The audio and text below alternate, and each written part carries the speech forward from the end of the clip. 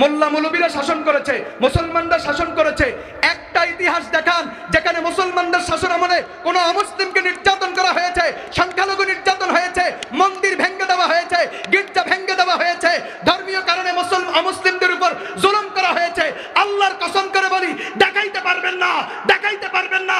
বরং যেখানেই মুসলমানের শাসন ব্যবস্থা প্রতিষ্ঠা হয়েছে, 30 বছরে হোক, 90 বছরে হোক, 508 বছরে হোক, 634 বছরে হোক, 280 বছরে হোক, প্রত্যেকটা ক্ষেত্রেই মুসলমানের পাশাপাশি মুসলমানের দেশে অমুসলিমরাও সর্বোচ্চ নিরাপদ ছিল। অতএব রাজনীতির নামে ভণ্ডামি ছাড়তে হবে। ইসলাম ক্ষমতায় আসলে আজকে বর্তমান পৃথিবীর বড় চ্যালেঞ্জ, ভয়াবহ এক ব্যাপার, সেটার নাম হলো নাস্তিকতা। পৃথিবীতে 100 কোটিরও বেশি মানুষ আছে যারা নাস্তিক, কোন ধর্মই মানে না। এবং আমেরিকা নাস্তিকতা প্রচারের জন্য 2014 সালে ইন্টারনেট ভিত্তিক, অনলাইন ভিত্তিক টিভি চ্যানেল খুলে রাখছে, যে টিভি চ্যানেল কখনো বন্ধ হয় না, কখনো ছুটি হয় না। বছরের 360 দিন, দিন রাত 24 ঘন্টা প্রচারণা চালানো হয় গোটা পৃথিবীর মানুষকে নাস্তিক বানানোর জন্য। কথা বলেন ঠিক কিনা? প্রিয় ভাইয়েরা আমার, অল্প সময়ে শুনেন, নাস্তিক 5 প্রকার। কয় প্রকার নাস্তিক? কয় প্রকার? এক প্রকারের নাস্তিক চরমপন্থী, উগ্র। এরা প্রকাশ্যে ধর্মের বিরোধিতা করে এবং ধার্মিক যারা, বিশেষ করে আলেম ওলামা, মসজিদ মাদ্রাসা, এদেরকে ঠেকানোর, প্রতিহত করার ঘোষণা দেয় এবং ওই জাতীয় ব্যবস্থা তারা হাতে নেয়। এটা হলো চরমপন্থী, উগ্রপন্থী নাস্তিক। 2 নম্বর নরমপন্থী, যারা ইসলাম মানে না, ধর্ম মানে না, তবে যারা মানে ওদের বিরোধিতাও করে না, নিজেরে নিয়ে নিজে পড়ে থাকে। কয় প্রকারের নাস্তিক? 3 নম্বর নাস্তিক রহস্যবাদী নাস্তিক। মানে যারা ইসলামকে আচার অনুষ্ঠানের মতো পালন করে, যেমন রোজা রাখে না কিন্তু ঈদে যায়, রোজা রাখে না ঈদের মার্কেট করে, রোজা রাখে না ইফতার পার্টি দেয়। দেখবেন রমজান মাস আসতেছে, ধর্ম ব্যবসা কাকে বলে? রোজার খবর নাই, দাড়ির খবর নাই, হালাল হারামের খবর নাই, নারী পুরুষ একাকার, নাম দিছে ইফতার পার্টি। পরিষ্কার ধর্ম ব্যবসা, নাস্তিকতা, নাস্তিকতা।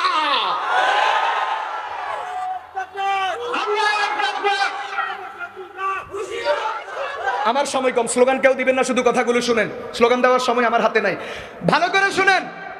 ইফতার এটা কি? এটা দুর্গা পূজা। বলেন ইফতার দুর্গা পূজা। ইফতার পহেলা বৈশাখ। ইফতার কি? বলেন ইবাদত। বলেন ইফতার কি? ইবাদত। রোজা যেমন ইবাদত, তারাবি যেমন ইবাদত, ইফতারও ইবাদত।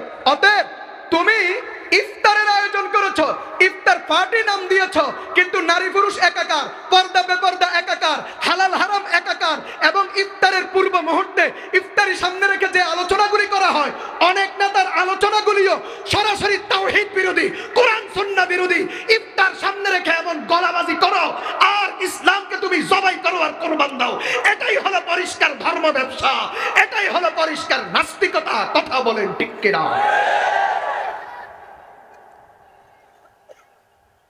হুজুর মানে না কিন্তু হুজুর যদি মিলাদ পড়ায়, হুজুর মানে না, হুজুর দিয়া মিলাদ পড়ায়, হুজুররে গালিগালাজ করে, হুজুর দিয়া দোকান উদ্বোধন করে। এটা আরেক প্রকারের নাস্তিকতা, এটা আরেক প্রকারের ধর্ম ব্যবসা। রহস্যবাদী নাস্তিক। কথা বুঝতেছেন? যেখানে যেখানে সুবিধা ওখানে ওখানে কি মানে? ইসলাম মানে। আর যেখানে সুবিধা নাই সেখানে বাস নীরবতা অবলম্বন করে, ইসলাম থেকে 200 গজ দূরে থাকে। 4 নম্বর নাস্তিক ভণ্ড নাস্তিক। 4 নম্বর নাস্তিক কি? ভণ্ড নাস্তিক। যারা ইসলাম মানে না, ইসলামের বিরুদ্ধে থাকে, কিন্তু ঠেকায় পড়লে ইসলাম মানার চেষ্টা করে, ইসলাম লেভেল ধারণ করে, ইসলাম মানার ঘোষণা দেয়। যেমন একটা উদাহরণ দিই। এক লোক নদীতে সফর করতেছে, ঢেউ আর ঢেউ, তুফান আর তুফান, নৌকা ডুবি যাইতেছে। সাথে সাথে দোয়া, আল্লাহ এবার যদি উদ্ধার করেন 200 মানুষের বিরিয়ানি খাওয়াবো। আসেনি? ইসলাম মানে না, আগাগোড়া ইসলাম নাই, বিপদে পড়ছে। এখন কি কয়?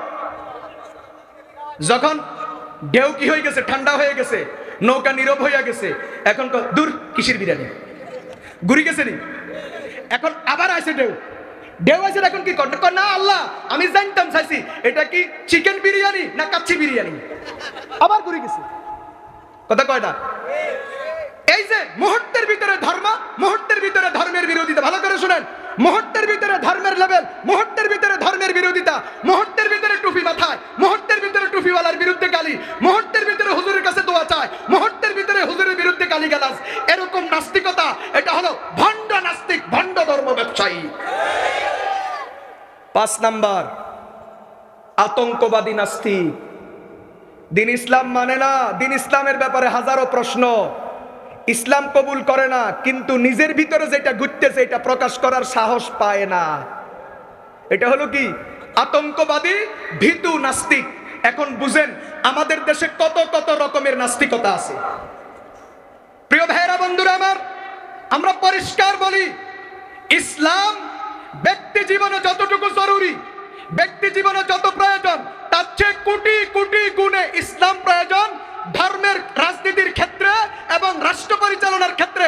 আমরা পরিষ্কার বিশ্বাস করি, ধর্মের ভিতরে যদি ইসলাম ঢুকাও, রাজনীতির ভিতরে যদি ইসলাম ঢুকাও, তোমাদের দলের নাম তোমাদের থাকুক, নাম পরিবর্তনের দরকার নাই, তোমাদের কর্মকাণ্ড তোমাদের চলুক, নাম পরিবর্তনের দরকার নাই, তোমাদের নেতৃত্ব তোমাদের থাকুক, নেতৃত্ব পরিবর্তনের দরকার নাই, দল তোমাদের যেইভাবে চলছে চালাও, কিন্তু দলের ভিতরে ইসলাম ঢুকাও, ক্ষমতায় আসলে ইসলামের আলোকে ক্ষমতা চালানোর চেষ্টা করো।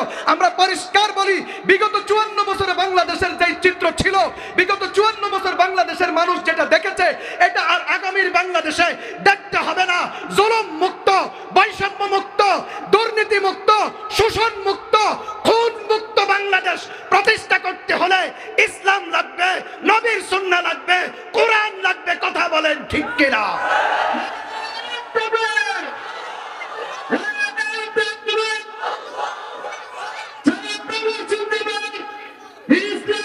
আমরা 54 বছর পর্যন্ত অনেক কিছু দেখেছি, কথা বুঝতেছেন? আমাদের 54 বছর অনেক কিছু দেখা শেষ, বিভিন্ন মতবাদ দেখেছি, বিভিন্ন তন্ত্র মন্ত্র দেখেছি। আমি আপনাদেরকে পরামর্শ দিই, অন্তত পরীক্ষামূলক একটা বার অন্তত ইসলামাইজেশন করার চেষ্টা করেন, ইসলামের মাধ্যমে চালানোর চেষ্টা করেন, ইসলামের মাধ্যমে পরিচালনার চেষ্টা করেন। দেখেন যদি এটাও ব্যর্থ হন, তাহলে আমি বলবো ঠিক আছে, আপনারা আগের মতো করে চালান। কিন্তু আমি বিশ্বাস করি, যদি ইসলামের আলোকে চালান, দল পরিচালনা যদি ইসলামের আলোকে হয়, রাজনীতি যদি ইসলামের আলোকে হয়, রাষ্ট্র পরিচালনা যদি ইসলামের আলোকে হয়, বাংলাদেশ কখনো ব্যর্থ হবে না, বিশ্ব কখনো ব্যর্থ হবে না, সফল হবেই হবে, মুসলমানই হবে বিজয়ী জাতি। কথা বলেন ঠিক কিনা? প্রিয় ভাইরা আমার, আমি উদাহরণ কোনখান থেকে দিতাম, 1-2টা উদাহরণ দিই। আমি পৃথিবীর 2-1 জন মহামনীষীর কথা বলি, যারা মুসলমান ছিলেন না, কিন্তু মুসলমান না হওয়া সত্ত্বেও, ইসলাম বিরোধী হওয়া সত্ত্বেও, ইসলামের এই সৌন্দর্য, জনাবে মুহাম্মদ আরবির এই সৌন্দর্য তারা অকপটে স্বীকার করতে বাধ্য হয়েছেন। আমি এমন 2-4 জন মহামনীষীর নাম বলি। মহাত্মা গান্ধীকে চিনেন আপনারা? চেনেন তো মহাত্মা গান্ধীকে? মহাত্মা গান্ধীজির বক্তব্য ইন্টারনেটে ঢুকেন, এখনো পাবেন। মহাত্মা গান্ধী বলেছেন, আমার জীবনে বড় শখ ছিল,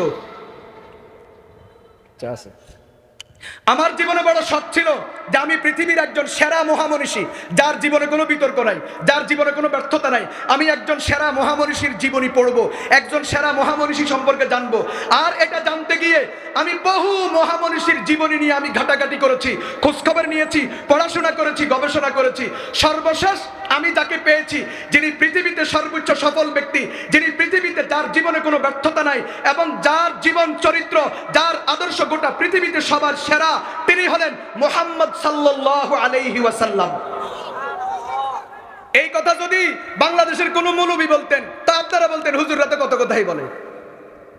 আর বাংলাদেশে ইসলামের বিরোধিতার জন্য হিন্দু, বৌদ্ধ আর খ্রিস্টান দরকার নাই। বাংলাদেশে ইসলামের বিরোধিতার জন্য, হুজুরদেরকে বাঁশ দেওয়ার জন্য তথাকথিত ওই মুসলমানগুলাই যথেষ্ট, যারা হুজুরদের থেকে একটু আগে দোয়া নিছে। কথা কয় না? হুজুরদের থেকে দোয়া নেয়, হুজুরদের থেকে পানি পড়া নেয়, কিন্তু বাঁশ দেওয়ার ক্ষেত্রে সবার আগে। কথা কয় না? আমরা বাংলাদেশে এরকম মুসলমানও জানি যারা আমাদের ওয়াজ শুনে চোখের পানি ঝরায়, কিন্তু কোন আলেম গ্রেফতার হলে আলহামদুলিল্লাহ সবার আগে পড়ে। অনেক কিছু দেখা হয়ে গেছে। কথা বলেন। বাংলাদেশে ইসলামের বিরোধিতার জন্য হিন্দু বৌদ্ধের দরকার নাই, খ্রিস্টানের দরকার নাই। আর বাস্তবতা এটাই আমরা মনে করি, বাংলাদেশ ইসলামের দুশ্মনেরা না, ওরা ওদের ধর্মকর্ম নিয়ে আসে। দু চারজন ওদের ভিতরে থাকতে পারে, অসম্ভব কিছু না, কিন্তু বেশিরভাগ ক্ষেত্রে ইসলামের বিরোধিতা, ইসলাম ভিত্তিক রাজনীতির বিরোধিতা, ইসলাম ভিত্তিক রাষ্ট্র পরিচালনার বিরোধিতা, আলেম ওলামার বিরোধিতা, মসজিদ মাদ্রাসার বিরোধিতা ওরাই করে। কথা বলেন ঠিক কিনা? অথচ মহাত্মা গান্ধী স্বীকার করে গেছেন পৃথিবীর শ্রেষ্ঠ মানব, মহামানব মুহাম্মদ সাল্লাল্লাহু আলাইহি ওয়াসাল্লাম ইসলামের নবী। 1881 সালে মৃত্যুবরণ করেছেন ব্রিটেনে, লন্ডনে। বাড়ি তার স্কটল্যান্ড। নাম হলো টমাস কার্লাইল। কি নাম? উনি নাস্তিকতার ধর্ম ব্যবসায়ী কারা, ধর্মান্ধ কারা, নাস্তিক কারা, ধর্মান্ধ কারা, উনি এটার একটা চমৎকার ব্যাখ্যা দিয়ে গেছেন। তো বর্তমান পৃথিবীতে ইসলামের নবী মুহাম্মদকে নিয়ে যত অপপ্রচার আর বিরোধিতা, এটা ধর্মান্ধতার ফল। তার মানে উনার ভাষায় ধর্মান্ধ কারা? যারা ইসলামের বিরোধিতা করে, যারা নবী মুহাম্মদ আরবীর বিরোধিতা করে, নবী মুহাম্মদ আরবীর চরিত্রে কালিমা লাগানোর চেষ্টা করে, নবী মুহাম্মদ আরবীর সুন্নাত দিয়ে সমালোচনা করে, নবীর পারিবারিক জীবন নিয়ে, বিবিদের জীবন নিয়ে যারা টানাটানি করে, মান সম্মান নিয়ে টানাটানি করে, টমাস কার্লাইলের মতো একজন বিশ্ববিখ্যাত দার্শনিকের ভাষায় এরাই হলো ধর্মান্ধ। কথা বলেন ঠিক কিনা?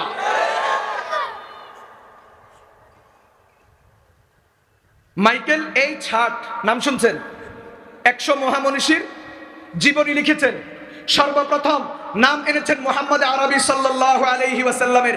মাইকেল এইচ হার্ট পরিষ্কার বলেছেন, পৃথিবীতে একজন ব্যক্তি এমন আছেন যিনি ধর্মীয় ক্ষেত্রে এবং রাজনৈতিক ক্ষেত্রে, ভালো করে শুনবেন, ধর্মীয় ক্ষেত্রে এবং রাজনৈতিক ক্ষেত্রে, ব্যক্তি জীবন এবং রাষ্ট্র পরিচালনা প্রত্যেকটা ক্ষেত্রে সর্বোচ্চ সফল, কোনো ব্যর্থতা নাই, এমন একজন মহামানব ইসলামের নবী মুহাম্মদ সাল্লাল্লাহু আলাইহি ওয়াসাল্লাম।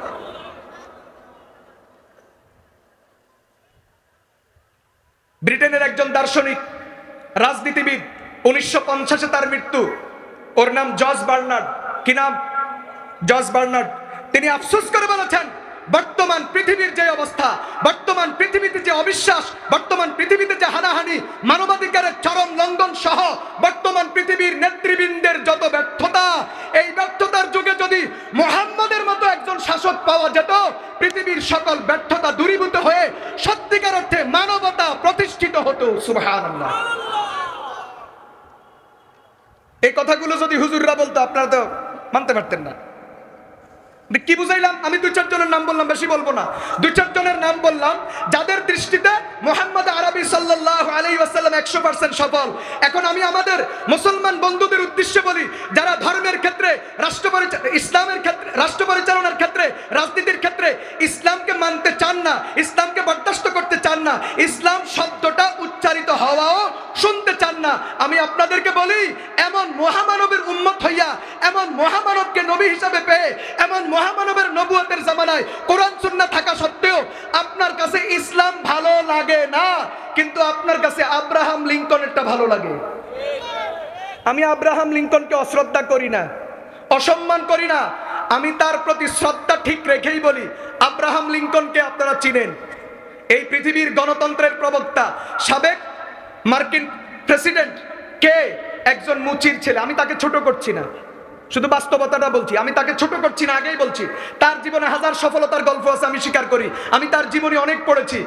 এই যে আব্রাহাম লিঙ্কন একজন মুচির ছেলে, বাপের অনুপস্থিতিতে নিজেও দোকানে বসছেন, জুতা সেলাই করেছেন, নিজেও মুচি ছিলেন এবং এই কাজ তিনি ভালোভাবে জানতেন। বড় পণ্ডিত ছিলেন, সেটাও ভিন্ন কথা। মুসলমান, তোমার লজ্জা থাকা উচিত। তুমি নবীর নামে দুরূদ পড়ো, দুরূদ পড়ার পরে জিলাপিও খাও, মাশাআল্লাহ। শুক্রবারে মাথায় টুপিও দাও, মাশাআল্লাহ। তুমি মাজারে জিয়ারতে যাও, মাশাআল্লাহ। তুমি হুজুরদের থেকে পানি পড়া নাও, মাশাআল্লাহ। কিন্তু তুমি নবী মুহাম্মদ আরবীর দর্শন মানো না, নবী মুহাম্মদ আরবীর রাষ্ট্রনীতি মানো না, নবী মুহাম্মদ আরবীর রাজনীতি মানো না। তোমার কাছে আব্রাহাম লিঙ্কনের রাজনীতি ভালো লাগে। এটার চেয়ে বড় আফসোস আর পরিতাপ মুসলমানের জন্য আর কিচ্ছু হতে পারে না।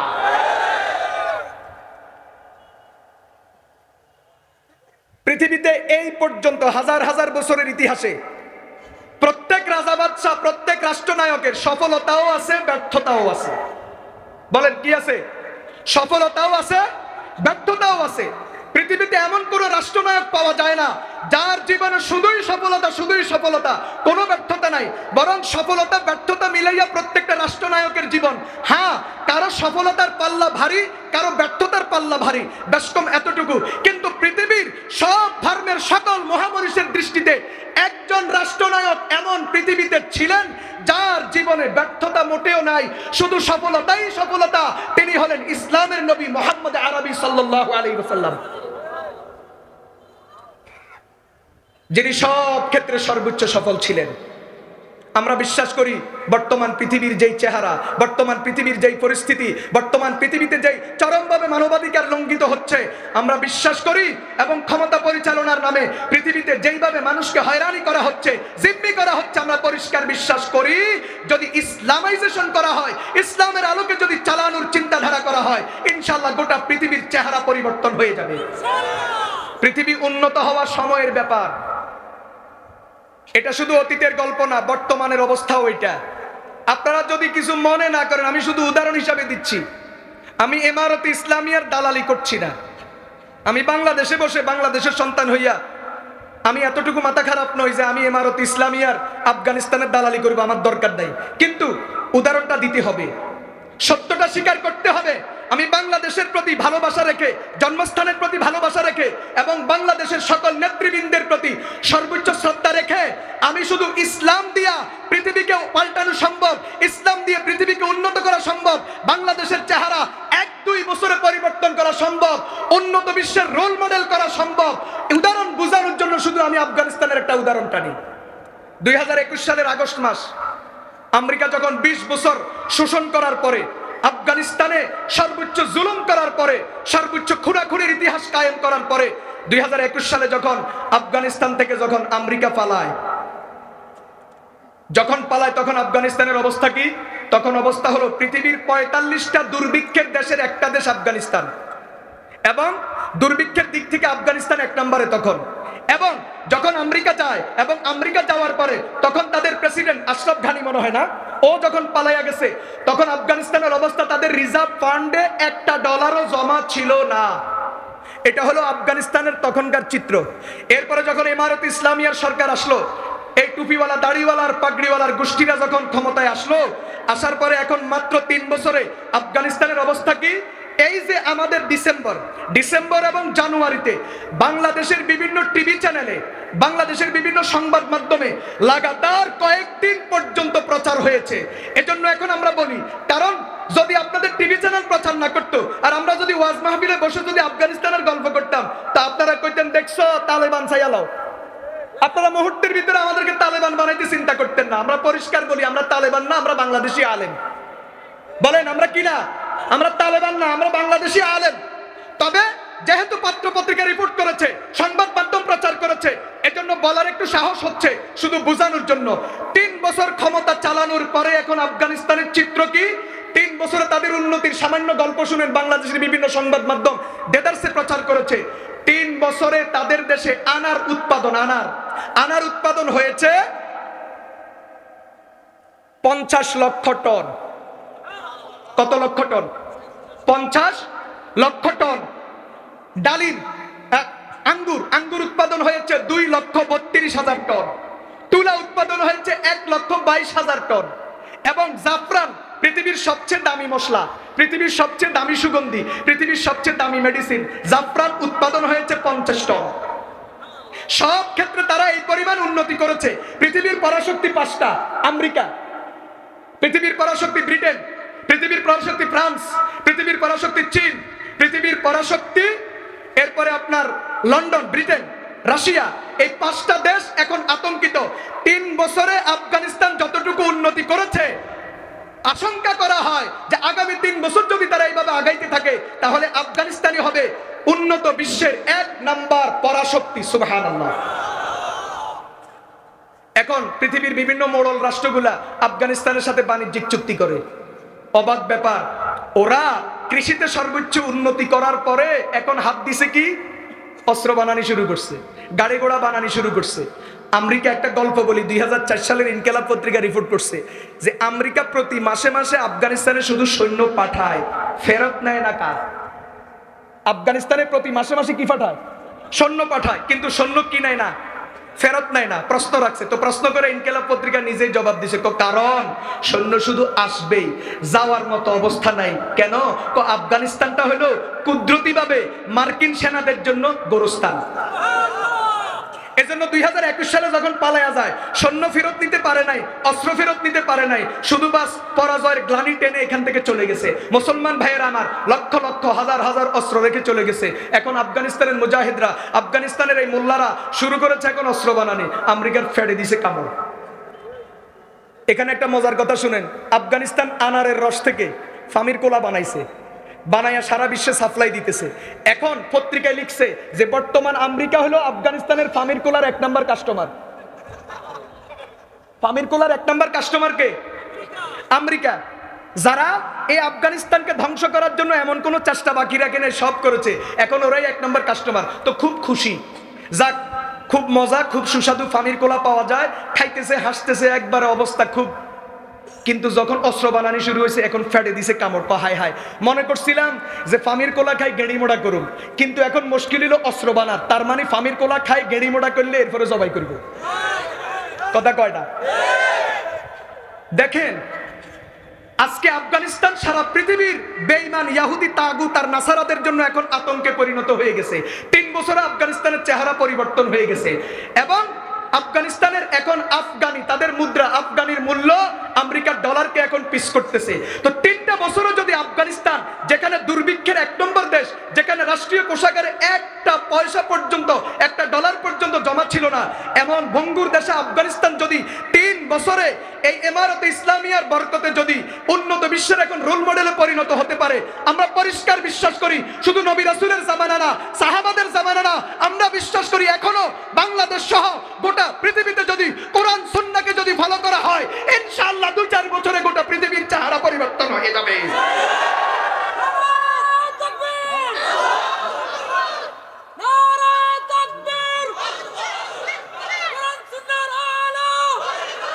এখন একটা প্রশ্নের জবাব নেন।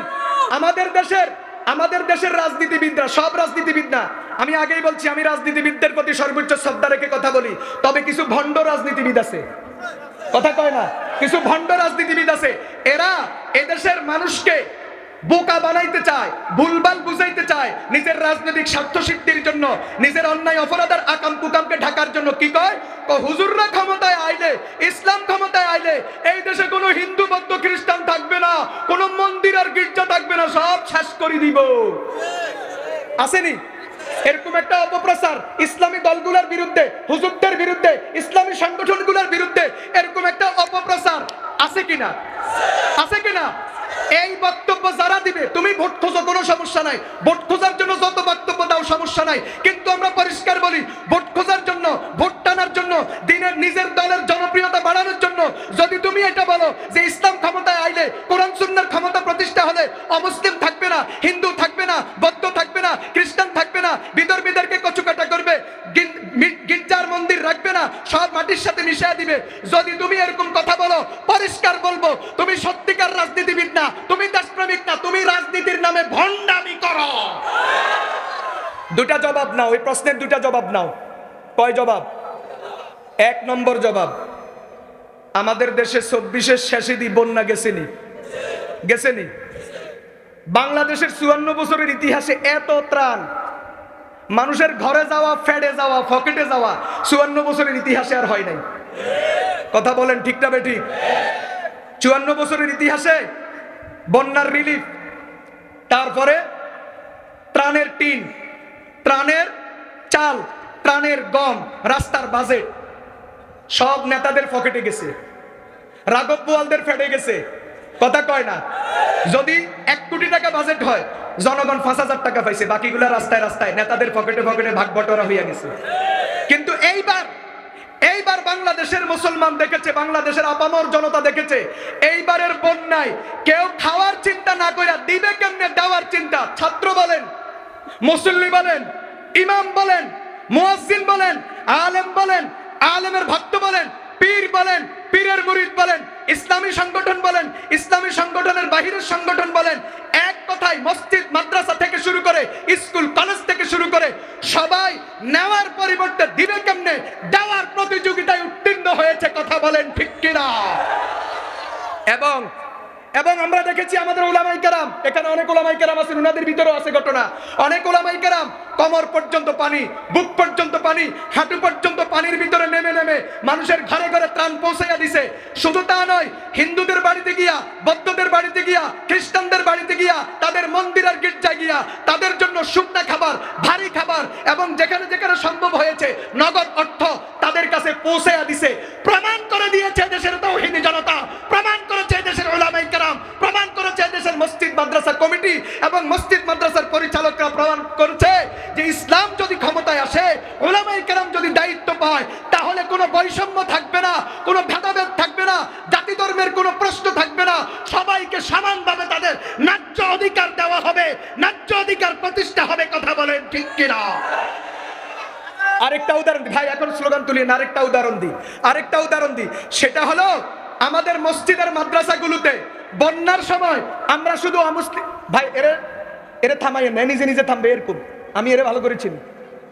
এর বৃহত্তর নোয়াখালীর কোনো মাহফিল বাদ নাই যেখানে সে না যায়, ঠাকুরে থামাইয়েন না, এর থামাইতে গেলে বাড়বে।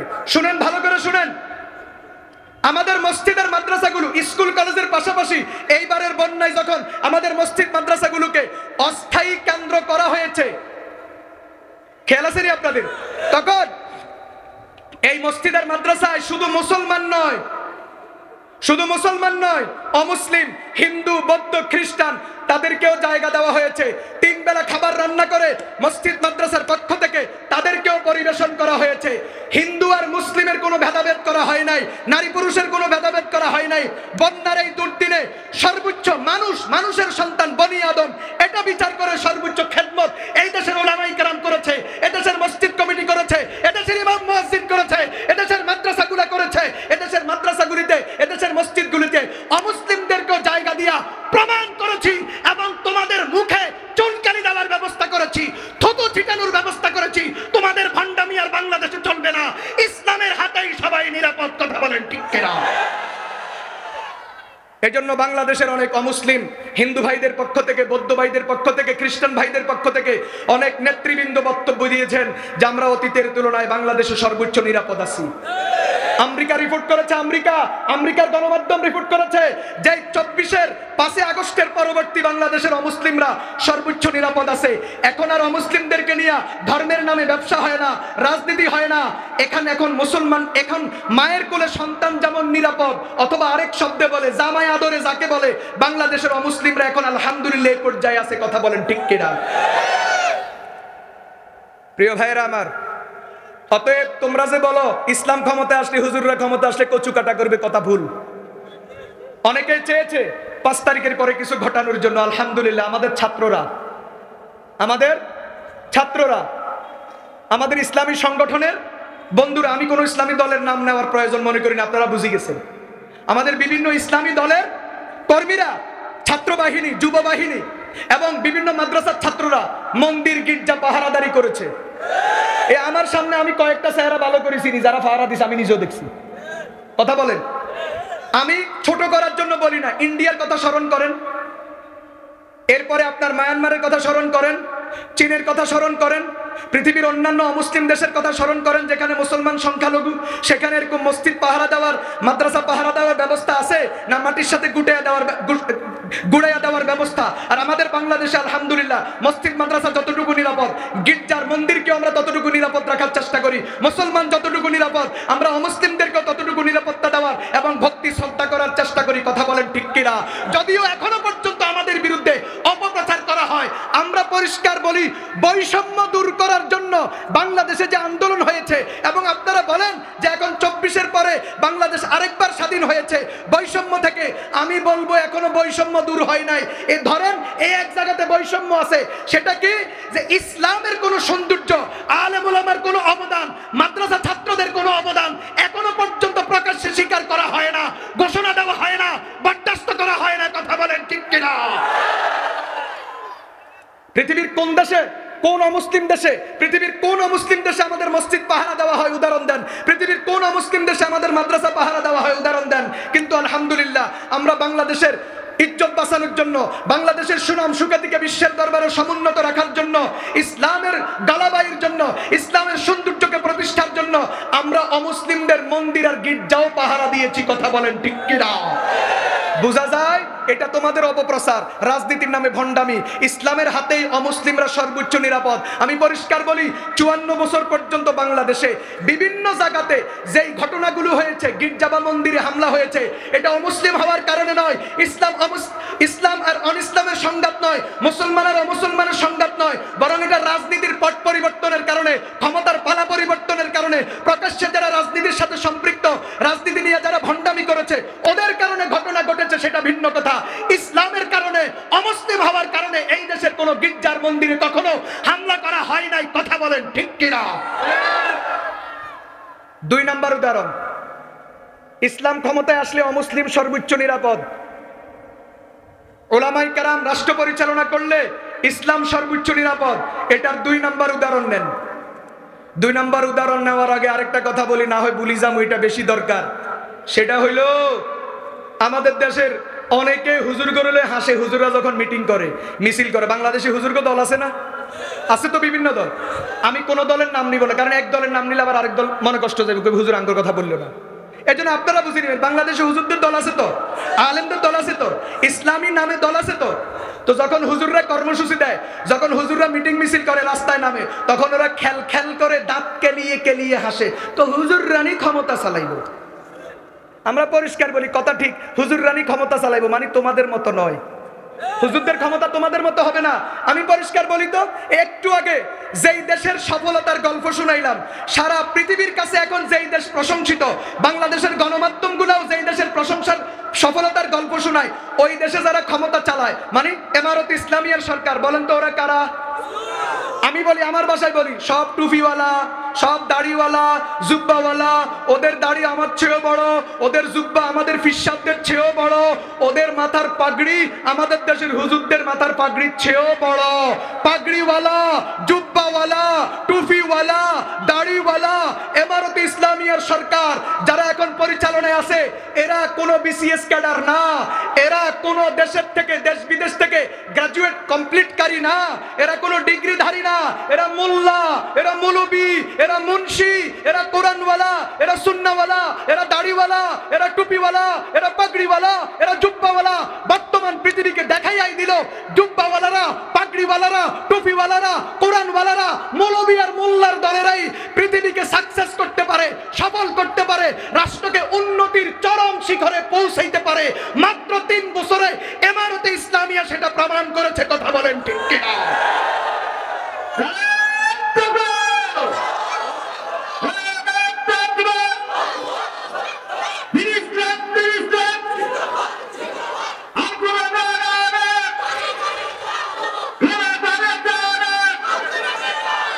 এজন্য আমি পরিষ্কার বলি, অতীতে বিভিন্ন দলকে দেখছেন, একবার যদি আমি কোন দলের দালালি করার জন্য বসিনি।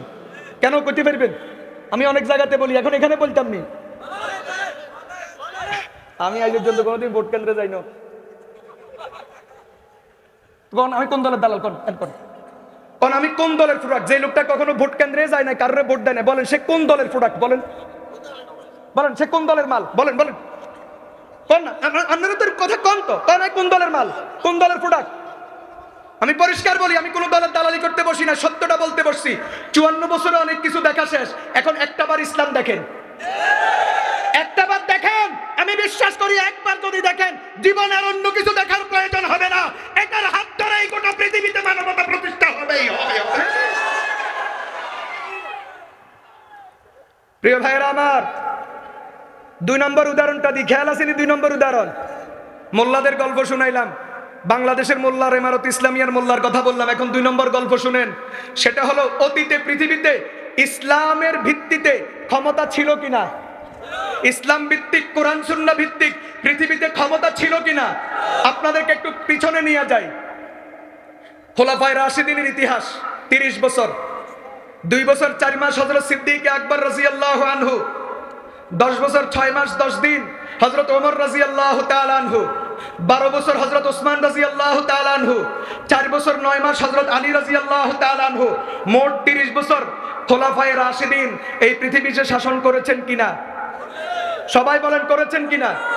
পরেরটা কি পরে বলতেছি, আগে আমার লোকে হানা বলেন, তারপরে কথা আসতেছে। 2 নাম্বার, খোলাফায়ে রাশিদিনের পরে বনু উমাইয়ার শাসন 90 বছর। বলেন কত বছর?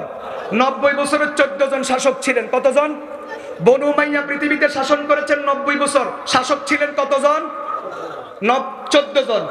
3 নাম্বার, আব্বাসী খোলাফাদের শাসন 508 বছর। পৃথিবীতে আব্বাসী খলিফারা পৃথিবীতে শাসন করেছেন, খোলাফারা শাসন করেছেন 508 বছর, শাসক ছিলেন 37 জন। বলেন কতজন? সবাই বলেন কতজন?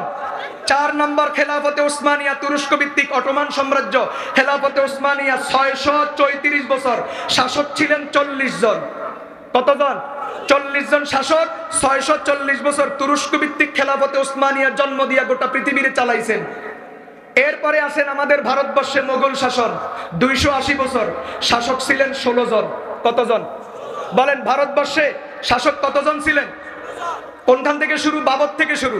মুঘল শাসনের ইতিহাস বাবর থেকে শুরু, শেষ হয়েছে বাহাদুর শাহ জাফরে এসে। মোট কতজন? 16 জন।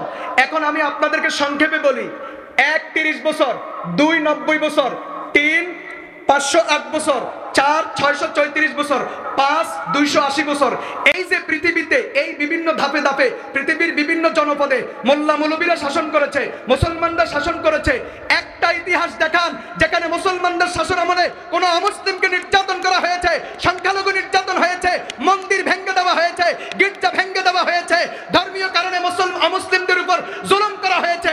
আল্লাহর কসম করে বলি, দেখাইতে পারবেন না, দেখাইতে পারবেন না। বরং যেখানেই মুসলমানের শাসন ব্যবস্থা প্রতিষ্ঠা হয়েছে, 30 বছরে হোক, 90 বছরে হোক, 508 বছরে হোক, 634 বছরে হোক, 280 বছর হোক, প্রত্যেকটা ক্ষেত্রেই মুসলমানের পাশাপাশি মুসলমানের দেশে অমুসলিমরাও সর্বোচ্চ নিরাপদ ছিল। অতএব রাজনীতির নামে ভণ্ডামি ছাড়তে হবে, ইসলাম ক্ষমতায় আসলে ইহুদ বন্ধ করতে হবে। আর শুনতে চাই না কথা, বলেন ঠিক কিনা?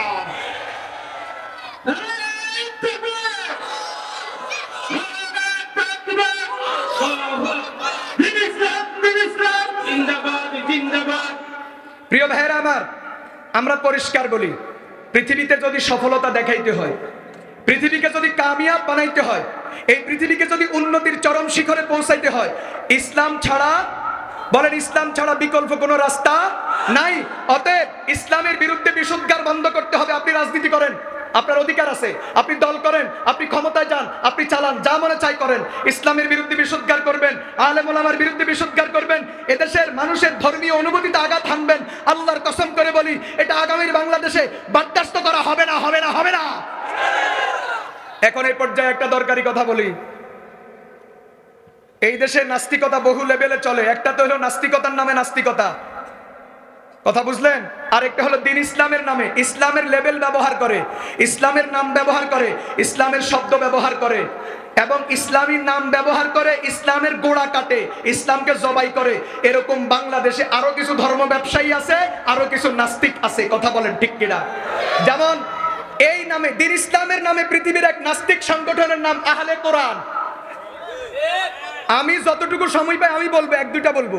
পৃথিবীতে দিন ইসলামের নামে ইসলাম শব্দ ব্যবহার করে আরেকটা নাস্তিক সংগঠন, যারা ইসলামের নামে কোরআনের বিধানকে জবাই করে, ইসলাম নাম ব্যবহার করে ইসলামকে জবাই করে, এরকম একটা নাস্তিক সংগঠনের নাম হলো ফিতনায়ে আহলে কোরআন।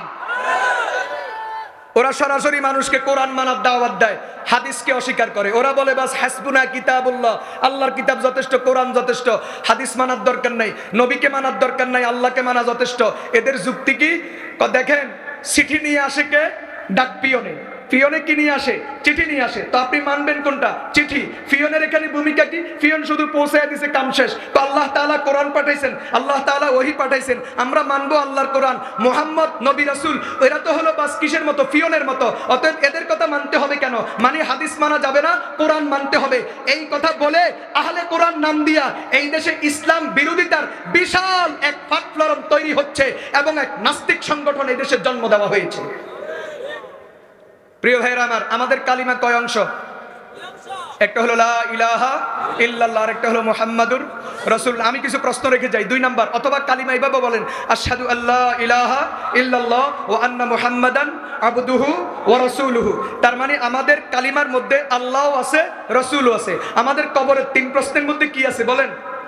শুধু মার রব্বুকা না ওয়ামান নাবিয়্যুকাও আছে। তো তুমি যদি বলো যে তুমি হাদিস মানো না, তুমি যদি বলো তুমি রাসূল মানো না, তাহলে তুমি কবরের প্রশ্ন পারলে পাল্টাও, পারলে তুমি কালিমা পাল্টাও। কথা বলেন ঠিক কিনা? এই ফেরকার আরো এক বড় ভয়াবহ ফিতনা, সেটা হলো তারা নামাজ 5 ওয়াক্ত স্বীকার করে না। ওরা বলে 5 ওয়াক্ত নামাজ কোরআনে নাই। বাংলাদেশে বহু পীরের নামে ভণ্ড এবং নাস্তিক আছে যারা এখন এই কথা বলে 5 ওয়াক্ত নামাজের কথা কোরআনে নাই। কথা বলেন ঠিক কিনা? এই ইসলাম জবাই করে আরেক দল, নাম আহলে কোরআন। এরপরে আরেক দল আছে তাওহীদের নাম ব্যবহার করে, তাওহীদের লেভেল দিয়া তাওহীদের দিকে মানুষকে দাওয়াতের নামে দ্বীন ইসলামকে জবাই করে আরেক নাস্তিক সংগঠন বাংলাদেশে। কথা বলেন ঠিক কিনা? আমি পরিষ্কার আপনাদেরকে বলি, আমাদের হযরত চলে আসছেন। এই ভণ্ড কারা, দ্বীন ইসলামের নামে ভণ্ড কারা, এটা চিনার কয়েকটা উপায় বলে যায়। 1 নাম্বার, ইসলামের কথা বলে, ইসলাম জিন্দেগিতে দেখা যায় না। 2 নাম্বার, কোরআন তেলাওয়াত গলত। 3 নাম্বার, পর্দার বিরুদ্ধে বিশুদ্ধকার করে। 4 নাম্বার, আলেম ওলামার বিরুদ্ধে গালিগালাজ করে। এরা যারা ধর্মের নাম ব্যবহার করে এই কাজগুলো করে, এরা হলো আরেক ধর্ম ব্যবসায়ী, এরা হলো আরেক ভণ্ড, এরা হলো আরেক নাস্তিকের গোষ্ঠী। কথা বলেন ঠিক কিনা?